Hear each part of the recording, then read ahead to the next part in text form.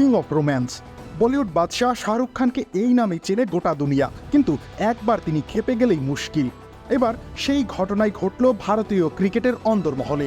Indian premier লিগের আগামী আসরকে কেন্দ্র করে গত বুধবার আলোচনায় বসেছিল board of control for cricket in India এবং সব ফ্রাঞ্চাইজির প্রতিনিধিরা, কিন্তু সেই অভিজ্ঞতা মোটেই সুখকর হল না। কলকাতা নাইট রাইডার্সের মালিক শাহরুখ খান আর পাঞ্জাব কিংসের কো-ওনার নেস ওয়াদিয়া জড়িয়ে পড়েছিলেন বাকবিতণ্ডায়। ফলে কিছুক্ষণের জন্য একটা বিব্রতকর পরিস্থিতি তৈরি হয়েছিল। প্লেয়ার রিটেনশন, মেগা নিলাম, ইম্প্যাক্ট প্লেয়ার রুল সহ আরও কিছু গুরুত্বপূর্ণ বিষয় নিয়ে আলোচনা হওয়ার কথা ছিল বৈঠকে, তাতেই বাধে বিপত্তি।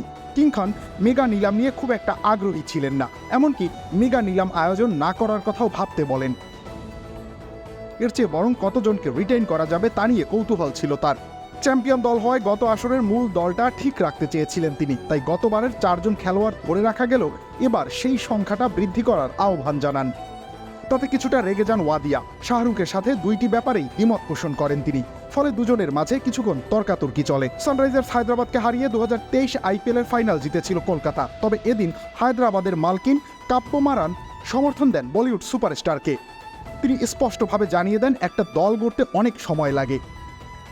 এই ব্যাপারে কয়েক ঘন্টা পর বিসিসিআই এর পক্ষ থেকে বিবৃতি দেওয়া হয়, সেখানে অবশ্য দ্বন্দ্বের ব্যাপারে তেমন কিছু বলা হয়নি।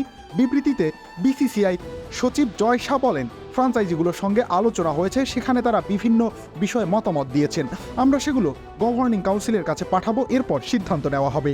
যদিও সিদ্ধান্ত গ্রহণে খুব বেশি সময় লাগবে না বলে জানিয়েছেন এই ক্রিকেট কর্তা, তবে সর্বোচ্চ 5 জন রিটেইন করা যাবে এবং রাইট টু ম্যাচ অপশন একবার ব্যবহারের ব্যাপারে খসড়া সিদ্ধান্ত গ্রহণ করা হয়েছে।